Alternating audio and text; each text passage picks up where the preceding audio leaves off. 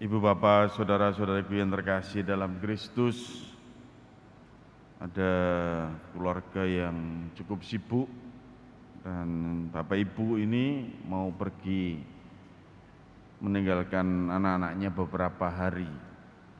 Mereka ini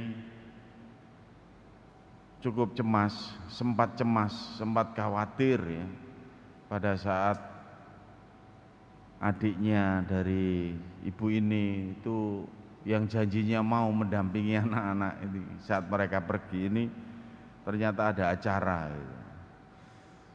Ini menimbulkan kekalutan, bagaimana nanti anak-anak ini, siapa yang dampingi pada saat kami pergi kan gitu.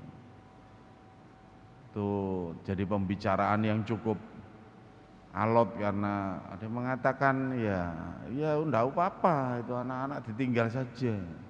Oh enggak bisa, ini sudah menjadi keputusan kami kalau pergi itu ya tetap akan menyediakan saudara kami atau orang yang kami percaya untuk mendampingi.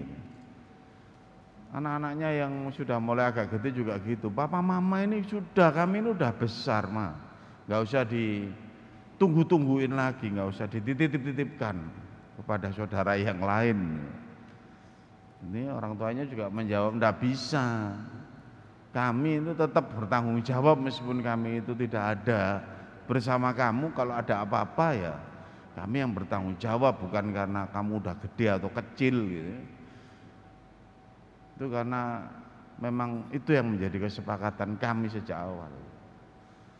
Dan Bapak Ibu saudara-saudara yang terkasih, ya untungnya menjelang akhir sebelum mereka berangkat, ya adik ibunya ini, saudaranya ini ternyata acaranya bisa di cancel, sehingga kemudian tetap apa yang menjadi keinginan orang tua ini kemudian bisa terlaksana. Dia tahu, orang tua tahu betul bahwa anak-anaknya ini sungguh tidak akan pernah bisa dilepas sendirian, pasti akan mengalami sesuatu, dan itu yang kemudian menjadi tanggung jawab mereka itu. Dan itu melegakan mereka pada saat mereka itu pergi. Kita bisa gambarkan dengan gambaran kisah itu tentang bagaimana hati Tuhan sendiri terhadap Anda dan saya sebagai anak-anaknya di dunia ini. Kita itu punya Allah yang sibuk, punya Allah yang repot, punya Allah yang sangat peduli seperti papa mama kita, seperti orang tua kita. Bahkan digambarkan Allah yang tidak rela meninggalkan manusia itu begitu saja. Anak-anaknya begitu saja berjuang melawan iblis di dunia ini. Dan ini kita bisa gambarkan bagaimana Tuhan itu sungguh-sungguh sudah mengatur sejak ketentuan sejak awal. Makanya digambarkan relasinya adalah relasi saling mengasihi karena saling peduli, relasi yang sungguh-sungguh untuk persoalan keselamatan, bukan persoalan ya saya pergi sekilas atau saya hanya demikian sebentar saja, enggak. Ini persoalan yang lebih mendasar. Jadi seperti perdebatan anak dengan ibunya tadi, ya kami ini kan udah gede dan sebagainya, enggak, bukan persoalan itu. Persoalannya bukan persoalan kamu wis ngerti kitab suci atau kamu sudah pinter ini atau kamu sudah hebat itu gitu.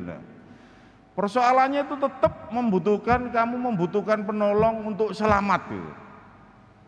Ini persoalan yang paling mendasar. Jadi bukan persoalan saya kan sudah dewasa, saya sudah pintar berdoa, saya sudah beriman, saya sudah gini, enggak perlu gitu. Enggak, bukan persoalan itu. Persoalannya adalah persoalan yang lebih mendasar. Makanya digambarkan Roh Kudus yang dijanjikan kepada Anda dan saya itu kan Dia yang akan mengingatkan. Dialah yang akan mengajarkan segala sesuatu dan akan mengingatkan kamu tentang semua yang telah aku katakan kepadamu. Ya. Anda mau menerima Roh Kudus atau tidak dari Yesus itu enggak masalah. Tapi yang penting dari Allah itu mau menunjukkan ini loh, saya ini bagian dari sungguh-sungguh Allah yang bertanggung jawab untuk menyelamatkan kamu. Dan itu yang kemudian menjadikan Anda dan saya, kita semua ini bagian dari karya keselamatan Tuhan dengan kekuatan kasih-Nya ya seperti itu. terima atau tidak terima, kita sungguh dimasukkan dalam konstelasi keselamatan Allah yang sedemikian ini, itu Bapak Ibu saudara-saudara yang terkasih. Dan ini sesuatu yang sungguh-sungguh mengagumkan.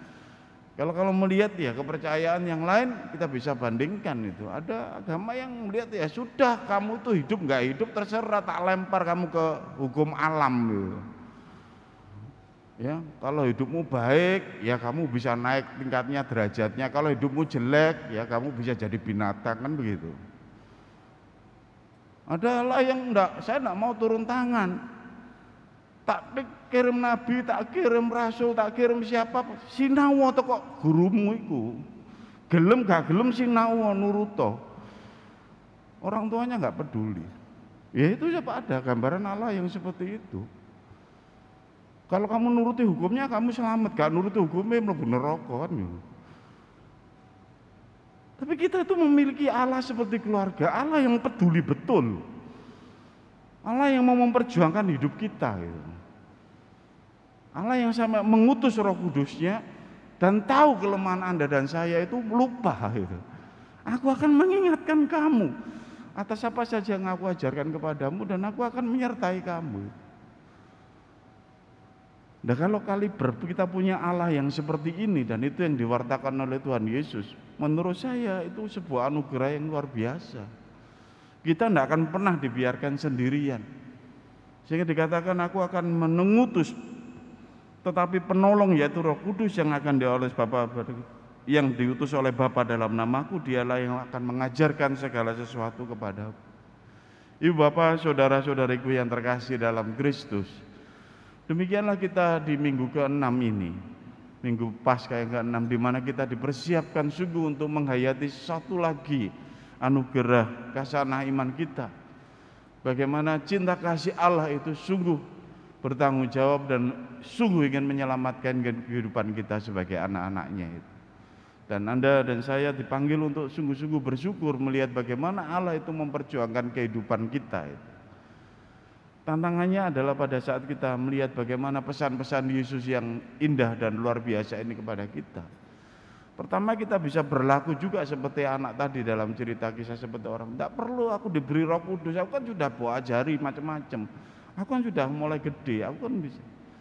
Kita bisa merasa lebih hebat dan sombong begitu pada saat kita sungguh bisa merasakan apa yang menjadi kehendak Tuhan gitu. Tapi apakah betul kita bisa konsisten sungguh-sungguh? Betul konsisten dengan iman kita. Karena ada saat-saat kita itu juga mudah terpleset, kita mudah untuk lupa. Ada saat-saat Anda dan saya itu juga mudah kemudian mengabaikan hal-hal yang sungguh penting dan benar gitu. Pada saat kita itu mengalami sesuatu yang mungkin menyenangkan hati, ya kita bisa terlena dengan godaan-godaan iblis dan sebagainya gitu. Saya tahu ada umat yang tahun lalu semangatnya setengah mati, kesana kemari aktif, tiba-tiba hilang gitu, nggak aktif, nggak kemana ditanya juga nggak tahu. Ya, bisa jadi Anda dan saya kita bisa memiliki keterbatasan itu ya, mudah lupa dan terlena gitu.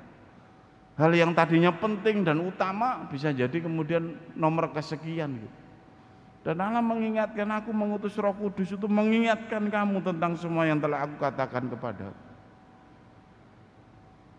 Yang kedua, kita bisa melihat dalam tantangan milenial ini gambaran-gambaran tentang bagaimana Allah yang sungguh-sungguh peduli itu menjadikan kita itu merasa kita itu harus kemudian meresponnya gitu.